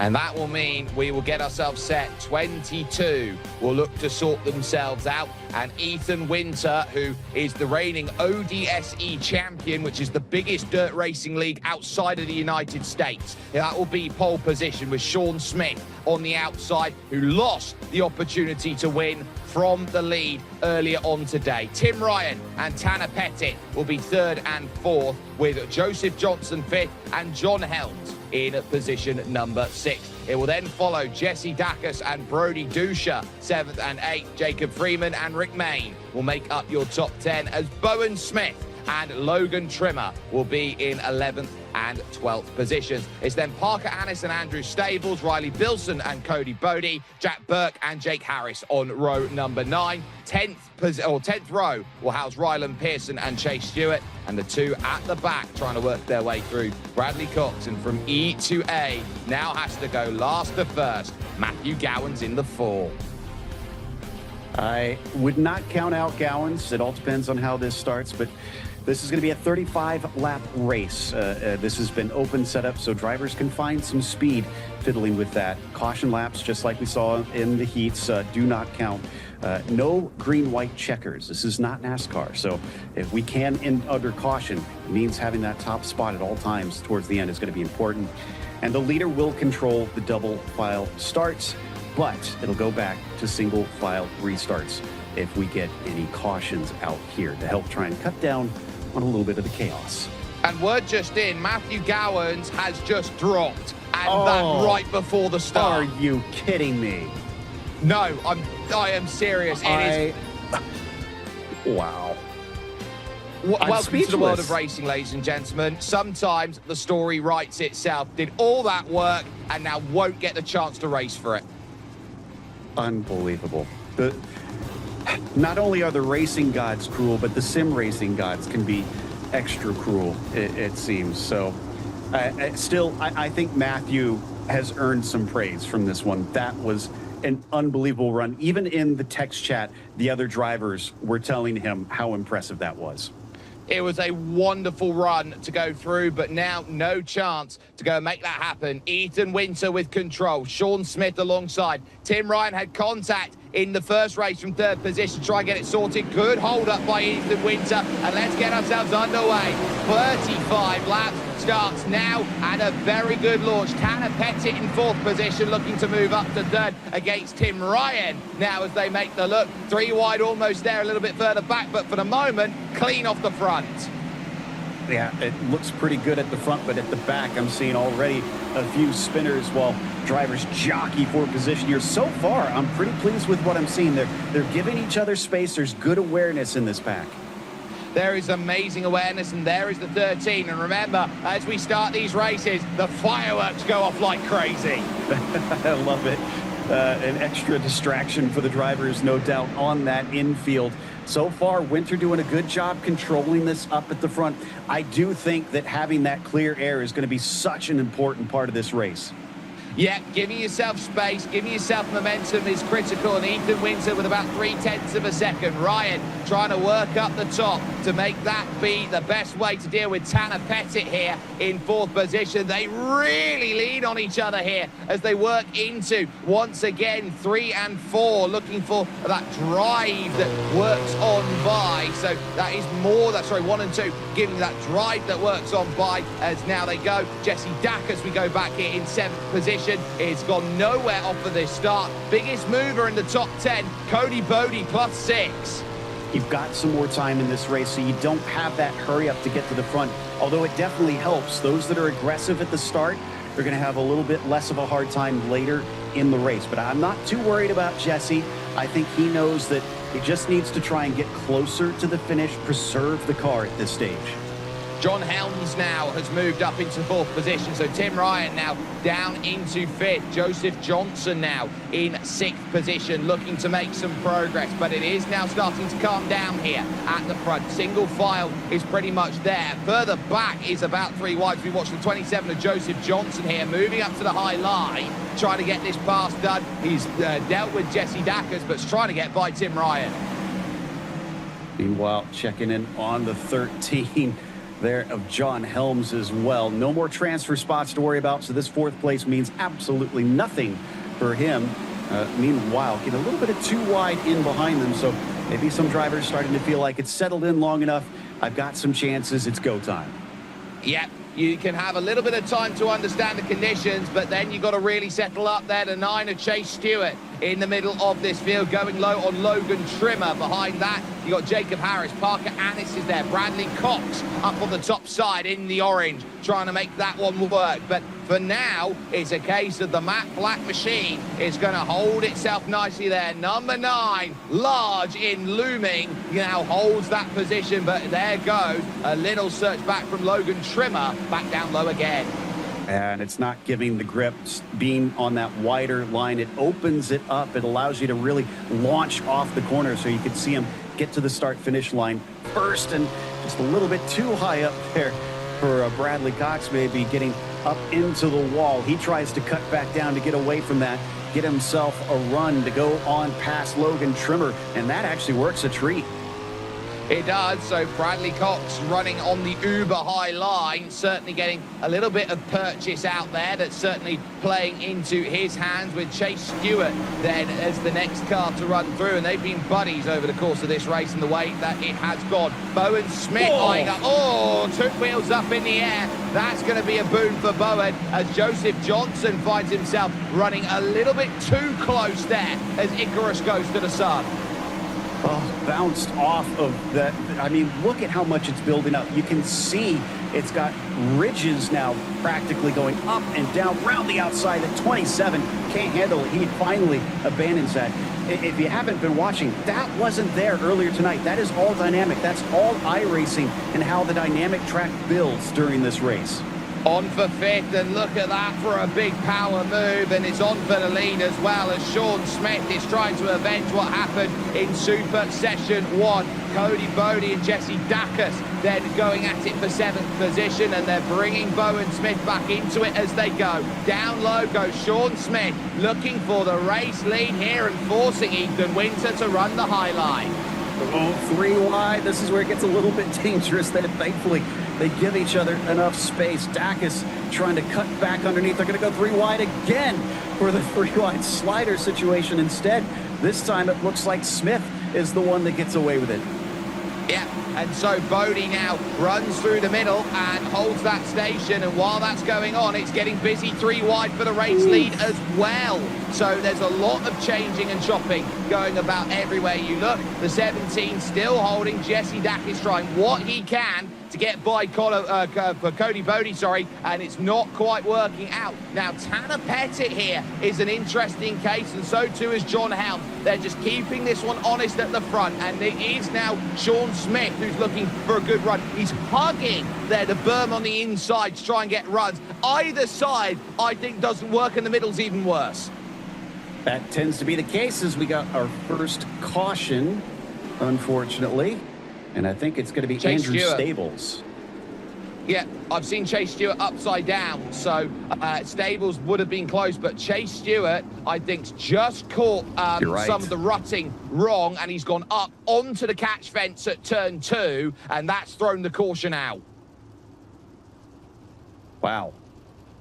So we did get quite a ways, at least, so that was good to see. Plenty of green flag racing.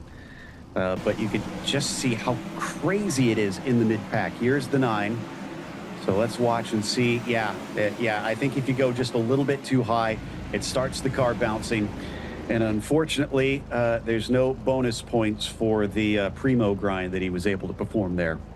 Joe, I also don't think you enter the Sprint Car Hall of Fame by trying to drive into it. Certainly not. I don't think there's a window big enough for the car to make it through on that side. Unfortunately. So one car out in spectacular fashion there. Once again, reminder, 35 laps, 22 drivers for our feature race. If you missed the previous bit of it, that's what you had to swim through, the alphabet soup, just to get to this race. And if you want to get to this race next year and you missed it, don't forget to log on to iRacing. For more information, go to iRacing.com. While we got some mysterious circumstances for one of the drivers. Is his rig loose? The only thing I can think is that his steering wheel's a bit loose, or he's just trying to type to some of the people he's working with there. So it looks like Sean Smith here is really trying to make something happen. So that will be very tough to deal with. Ethan Winter, by the way, held on to that position as the caution came out by, get this, Joe, 1,000th of a second. Wow. And remember, we could have the same situation with the start-finish line. Just because you're ahead, even in turn 4, doesn't necessarily mean you're going to win this. It certainly doesn't. They will have 16 to go when they next cross, and the good light up and launch then from Ethan Winter from those Hoosier tyres. Green flag back in the air. Smith second, Pettit in third. Tim Ryan with a big slide, trying to get up to 4th place, but just overcooks it, and straight back through goes John Helms. I think I saw Pettit also get into the wall a little bit. Remember, the tires have cooled down here, so now you're trying to readapt to that before they get some warmth back into them. That does provide some grip out there. You don't want them too hot, of course, because these are super soft tires for dirt racing. They've got to be pliable to deal with the ever-changing conditions there. Behind Tim Ryan then sitting is Joseph Johnson. They might push the 3 wide off the exit too as they look to go once more again and push. You've got Bowen Smith there down on the inside, and they're all starting to form behind John Helms in terms of where they now look to figure this out. And this is going to be a graft and grind sort of session that they find themselves in. Again, pushing, great launch again from Joseph Johnson, brave enough to go to the top. Does seem like the top is working pretty good at this stage, but you almost have to cut down a bit on the exit of the corner. We get another yellow to slow things down. This time, Riley Bilson missing much of the bodywork on his car. Same drama, actually, again, through turn 2 and getting caught up on the issues there. He actually takes a tap along from, I believe that was Rick Main who would have got into him there. So that is a big moment in terms of this one, and it's proving the way this track is built. Turn 2 on the outside is now deadly. Once bitten, twice as shy. So here we see the 31. And yeah, it just wants to climb. That dirt acts as a natural ramp for the drivers. He did get a little bit of clip as well from somebody else, and that kind of sent him for a wild ride. He was able to drive it back, but I think that's a bit meaningless at this stage. As soon as you get that sort of damage, even if you repair it, I mean, there's not much point in getting out. Well, we saw how it took long-run pace for Ethan Winter to be put under pressure from Sean Smith. So would you say in this position, Joe, looking at the way Ethan Winter's been good off of these starts, that he'll be actually quite comfortable that a few laps have been ticked off? Oh, absolutely. I think Winter has played this extremely well. He's not safe, but he seems like he knows what he's doing. He's going to cause a winter of discontent for the rest of the drivers if he can keep dominating.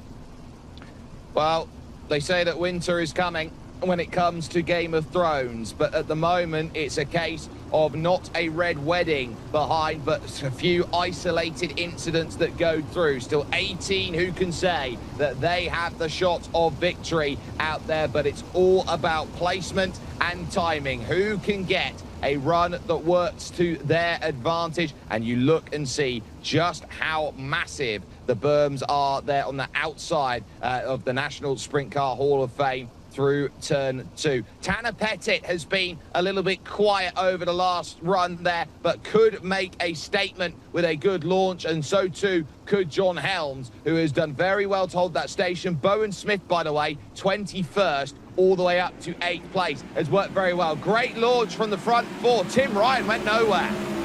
Man, Winter was really backing everybody up. He wanted to get as much room as possible to try to straight line that exit, and it served him so well because Sean had nothing he could do in that 5 as we go 3 wide of the mid-pack. Once again, Tim Ryan all the way to the outside.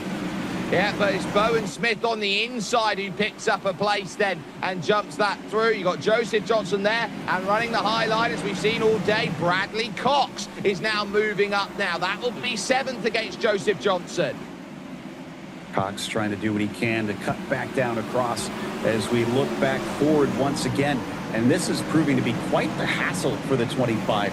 Sean Smith is sticking right to the rear. I said you could lose it out of turn 4, and I think Sean knows that. He's just trying to position himself. Here's the thing, though. Remember I mentioned there's no green-white checkers? You can't wait forever. No, it means you've got to be aggressive at some point. We take a look at Sean Smith, who through his own drop, very similar to what we saw earlier on today with Gowans, had himself the race robbed away from him in this A main earlier on. He has to adjust the ear there going through the middle of the corner. That certainly wouldn't help because there's another caution that comes on out because there will be more dramas then to hold. And I think Rick Mayne's been involved. I'm looking, and I think it might actually be Ryland Pearson. Oh, yeah? Who brought this one out. Yeah, and you'll never guess where it happened. Turn 2? Yep, exactly. And it is almost a carbon copy of before, except he actually survived with all of his wings somehow. I'm not sure how, but it did give him enough damage that he had to drive it into pit lane. And he's now sitting waiting patiently to see if that car can return. That was a bit of a bizarre one for sure. Yeah, I mean, I'm watching this and I'm starting to feel a little bit nervous for those cars sitting behind as we take a look at the replay. And this is going to look very familiar, Jake. Yeah, this is going to be a case of can you do a cartwheel in a race car? Most people would say no, but up over the berm. Look, you just see how it's just starting to form. Imagine a massive sawtooth curve on a road course. It's very much apply that, but a much longer waveform. And suddenly you're creating massive amounts of air underneath the tires. And it's just you hit it wrong and bang, you're going to be finding yourself looking at ground ceiling, ground ceiling. Now, what I was wanting to talk about before we got to that replay is the fact that these cars are hugging that low line. Someone in that group is going to try and do something different at some point, and either it's going to be devastatingly quick or they're going to lose a bunch of positions very fast. So keep an eye out because there could be a secret up somebody's sleeve. You can't do the same as the car in front of you forever if you want to go and get by. That much we both know out there, and I'm sure everybody watching knows, unless there is a big mistake. Ethan Winter has led every single lap practically of this race, and here we'll be looking at lap 28 as the restart here for your Knoxville Nationals. We are getting into crunch time in prime time as we get ourselves ready. A lovely launch from Ethan Winter, this time through the mid part of 3 into 4, and builds a margin of about 3 car lengths then into 1 and 2. But immediately Sean Smith drives with vigor and aggression to get himself back into tow. And Ethan made a mistake. He clipped the inside berm a little bit. That's what allowed Sean Smith to start to catch up to him. You can't get too close to that. You have to leave just a tiny little bit of margin or it will slow you down. It will do. Outside lines working. Bradley Cox is the one working the high line. The best of anybody is now up into 4th position. Well, move that back to 5th. He had a couple taps, and John Helms gets the run that's necessary. Now the top line might be starting to be thought here from Tanner Pettit, who will start thinking about progress and movement. High line is starting to be explored. And it kind of worked. It didn't lose him positions, but it's not gaining him any. And that's what he really needs in this situation. So he's got to try and see if he can get the launch. I almost think he needs to cut down like we were seeing before, straight line the exit. Gets a good drive, though, and that's what he's looking for, that overspeed as they go through. 83 mile an hour through the middle of the corner, then back onto the power, and you're up to 120 before you have to turn in once again. 3 for the lead with 4 laps to go. Winter holding off Smith, and Pettit now looking for second. He manages to just about get beside Smith, but he doesn't have the momentum he needs. What he needs is something that allows him to cut back and get underneath that number 5 car. Yeah, and he's trying every which way. Middle of the road for Sean Smith. Here it's a case of all lines have an angle to them that works out, but Ethan Winter's doing just enough. Almost gets attacked from behind then as they head towards 2 laps to go. Pettit now moving up for second. There it is. He's finding it. I think it's slicking up just a little bit too much at the bottom. Plus, I think Winter, again, is getting too close to the sun. He's hitting that inside berm. We're coming down to the white flag. Well, this is going to be all about who manages what. Winter, Pettit, Smith, and the late charger Bradley Cox is still there in play. Now through 1 and 2. Inside still works for Ethan Winter. Pettit now looking for drive, and now gets himself ahead for the first time in towards 3 and 4. Tries to pinch on down and get the drive off the exit. It's only going to be 1 corner he holds. Tanner Pettit, 1 corner's enough. I can't believe he pulled that off. It came good right on the last 2 laps and gave him the speed that he needed. Tanner Pettit with a brilliant drive using that high line. And then right at the end, that pinch, I think, like you said, that sealed the deal. Tanner Pettit, mark that down as an absolute aura moment. That is mega for the number 6 and takes Super Session 2 of the Knoxville Nationals. Hang that in the Louvre. There is a reason he's got a black stripe next to his name in iRacing. He knows what he's doing in a dirt race, and he showed it today. That was clever, and that was fast. It was everything you wanted to see, and then some. And you know what? I think he's going to try and find himself up onto one of the best stages you can possibly find. And that, of course, is the lane that you can see he's trying to work to. Absolutely incredible stuff here today, and confirmation of your result. Tanner Pettit gets it done, 2/10 over Ethan Winter, with Bradley Cox taking the podium away from Sean Smith. John Helms will be in 5th place with Bowen Smith 6th. Cody Bodie would end up 7th ahead of Tim Ryan in 8th, and then it would be Jacob Friedman and Jesse Dacus rounding out your top 10 in the field. It'll be 11th for Logan Trimmer with Jack Burke 12th, Parker Annis and Jake Harris 13th and 14th. 14th. Rick Mayne leads Ryland Pearson 16th with Joseph Johnson, Riley Bilson. Then you start hitting the retirees. Chase Stewart, Andrew Stables, and 21 will be marked as Brody Dusha. Matthew Gowans, a non-starter here in absolutely desperately disappointing circumstances. But Tanner Pettit, it goes to show you, Joe, that you get to a scenario like this as he finds himself in one of the greatest photo places you can for a dirt runner ever. You only need to win one lap to win a race, the last one. Yep, he knows his way to victory lane. Although this one, he had a little trouble trying to find his way there, but he got there eventually. I do want to give some love to Bradley Cox. 18 positions gained to finish in the top 3. I know it's not going to mean as much to him because he probably wanted the win, but man, that was an amazing run, dude. An incredible drive through the field from Bradley Cox, proving how much pace you have when you've got 9,000 iRating there, and Ethan Winter as well, holding on so aggressively at the front of the field and trying so hard to pick up victory. We are going to have very soon an opportunity to start talking to our winner, who is waiting along a little bit here, it seems, at this stage. But Joe, oh my goodness, Knoxville Nationals are proving just how wonderful they are. I think they need to make sure this stays on the special events schedule. That was everything you could want from a dirt race. We had the drama. We had the underdogs coming through and making their way. We had the surprise twists and what we saw with poor Gowans. Oh, I feel for, I don't know if you're watching this, dude, but I mean, we were devastated for you, and you deserve all the credit for an amazing race, even though you didn't get to show it in the feature. So yeah, I mean, I love what iRacing has put on with this event, and may it come back many a season.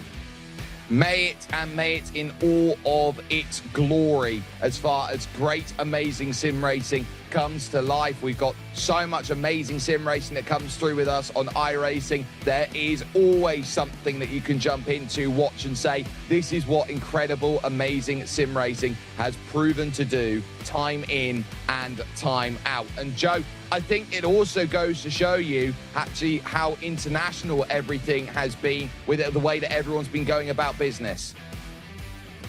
Indeed. And I tell you what, though, we've still got more races to come as well here on iRacing. Lots of great stuff in terms of big championships, such as the Crown Jewel, the eNASCAR Coca-Cola iRacing Series, going to be at Pocono coming up this coming Tuesday, August 5th. The Tricky Triangle will definitely test drivers, and the oval that races like a road course. So maybe we'll see a road course specialist get to shine.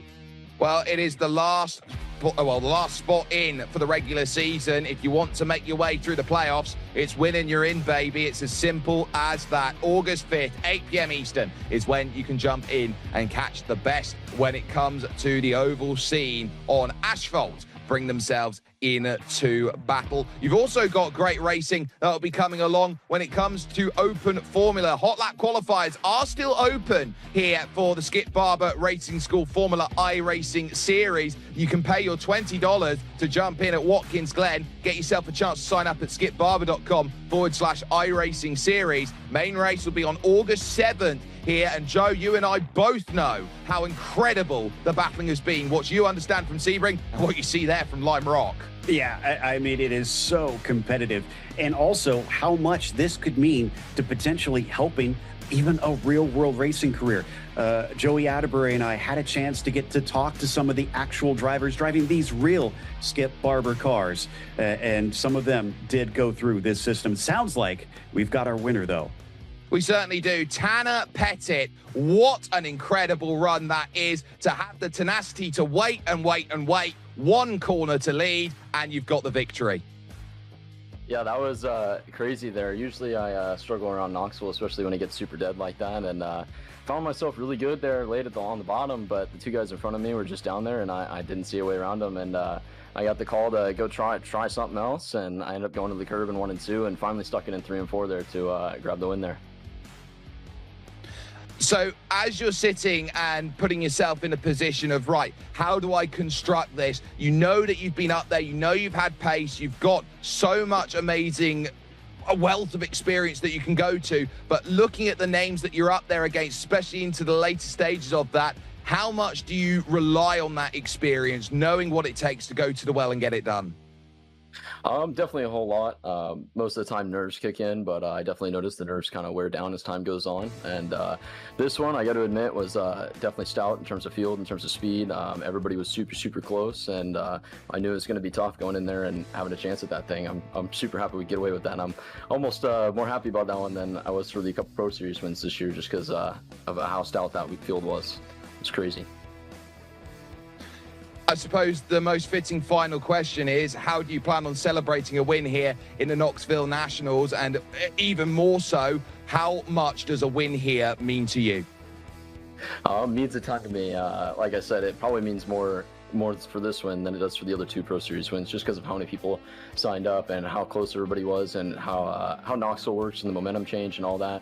It's just a really tough track. So to come out on top here means a lot to me, and I was definitely really happy there coming across the line. Of course, this wouldn't be possible without all of our sponsors: 1425 Photography, Blake Carrick Racing, Trackside Collective, CD Cinematography. It's everybody at Tanner Pettit Racing. I've created a little group here on iRacing, and these guys have backed me: Clayton Davies, Ashton Mueller, Ryan Avila, Ethan Johnson, Blake Carrick, Ross Kaiser. All those guys, they've backed me up and helped me get to this point, and I can't thank all of them enough. Well, Tanner Pettit proving that you can wait to the 11th hour and find victory in there. Laundry day for everyone else. Tanner Pettit picks it up and gets it done. But there is so much amazing racing, including the Race for the Cure, which benefits the National MS Society. Lime Rock Park, Wednesday, August 13th at 8 p.m. Eastern. Joe, I love this event. It is something that is very near and dear to my heart, and one of those races where everybody in the communities, no matter where you go from, where you race, love to come together. Exactly. And I mean, it's also a star-studded event. You get some real-world racers getting involved in that as well from time to time. So, yeah, it brings out some fantastic fun and some good racing, but also some silly racing out there. I'm kind of curious what iRacing has up their sleeve to kind of mix it up this time. There will always be something, and the only way you can find out is watching that on August 13th, so make sure you jump in. But what an amazing night of racing. We have had 2 super sessions over the course of the day. Knoxville Nationals should be here to stay for time immemorial. That is absolutely beautiful. 1,000 storylines converge into one of the greatest books ever, and a finish that will go down time and time again. The wait, the long, long wait. Tanner Pettit, 1 corner, 1 chance, 1 win. Absolutely majestic, and we will see you very soon with the next running of iRacing races, including the likes of Knoxville Nationals, hopefully in 2026.